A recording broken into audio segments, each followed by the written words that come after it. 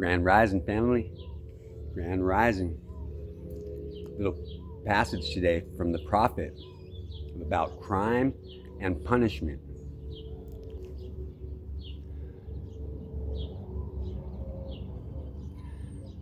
Then one of the judges of the city stood forth and said, "Speak to us of crime and punishment."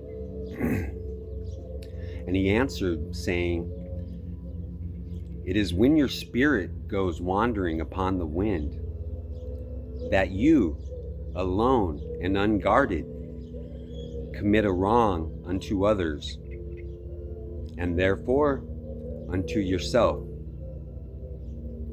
And for that wrong committed must you knock and wait a while, unheeded, at the gates of the blessed. Like the ocean is your God self. It remains forever undefiled, and like the ether it lifts but the winged. Even like the sun is your God self. It knows not the ways of the mole, nor seeks it the holes of the serpent. But your God self dwells not alone in your being. Much in you is still man, and much in you is not yet man, but a shapeless pygmy that walks asleep in the mist, searching for its own awakening. And of the man in you would I now speak, for it is he and not your God self, nor the pygmy in the mist that knows crime and the punishment of crime.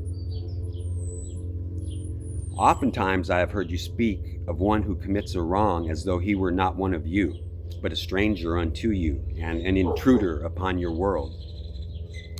But I say that even as the holy and the righteous cannot rise beyond the highest which is in each one of you, so the wicked and the weak cannot fall lower than the lowest which is in you also.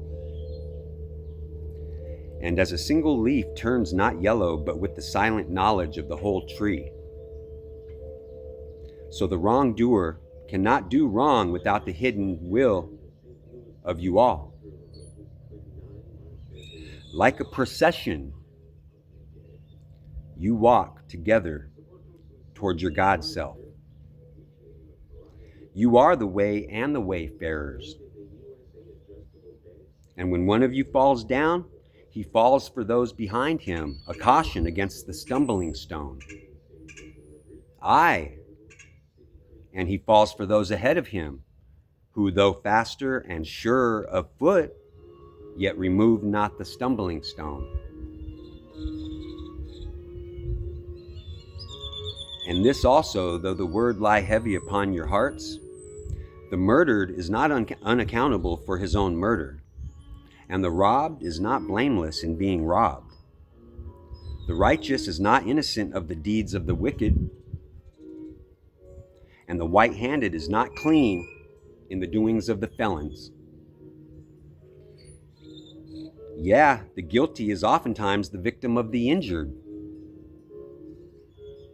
and still more often the condemned is the burden bearer for the guiltless and the unblamed. You cannot separate the just from the unjust and the good from the wicked, for they stand together before the face of the sun, even as the black thread and the white thread are woven together.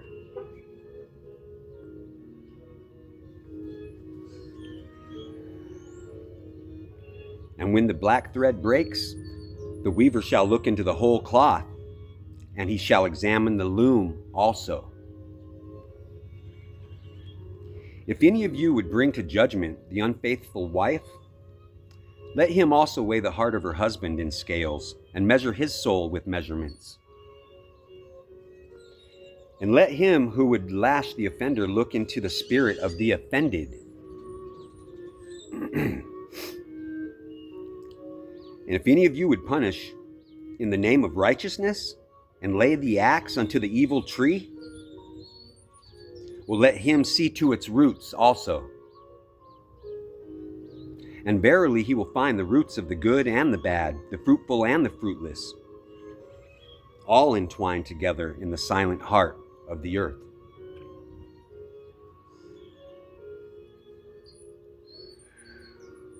And you judges who would be just, what judgment pronounce you upon him who, though honest in the flesh, yet is a thief in the spirit? What penalty lay you upon him who slays in the flesh, yet he himself is slain in the spirit?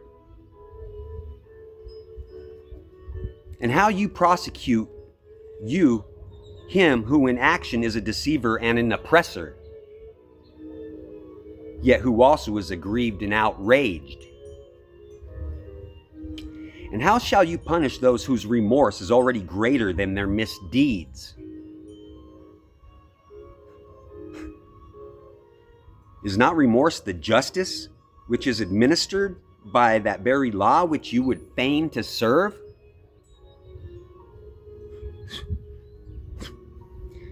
Yet you cannot lay remorse upon the innocent, nor lift it from the heart of the guilty. Unbidden shall it call in the night, that men may wake and gaze upon themselves. And you who would understand justice, how shall you unless you look upon all deeds in the fullness of light? Only then shall you know that the erect and the fallen are but one man standing in the twilight between the night of his pygmy self and the day of his God self.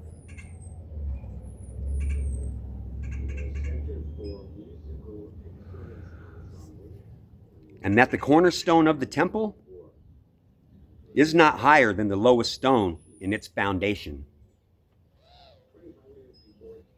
One love.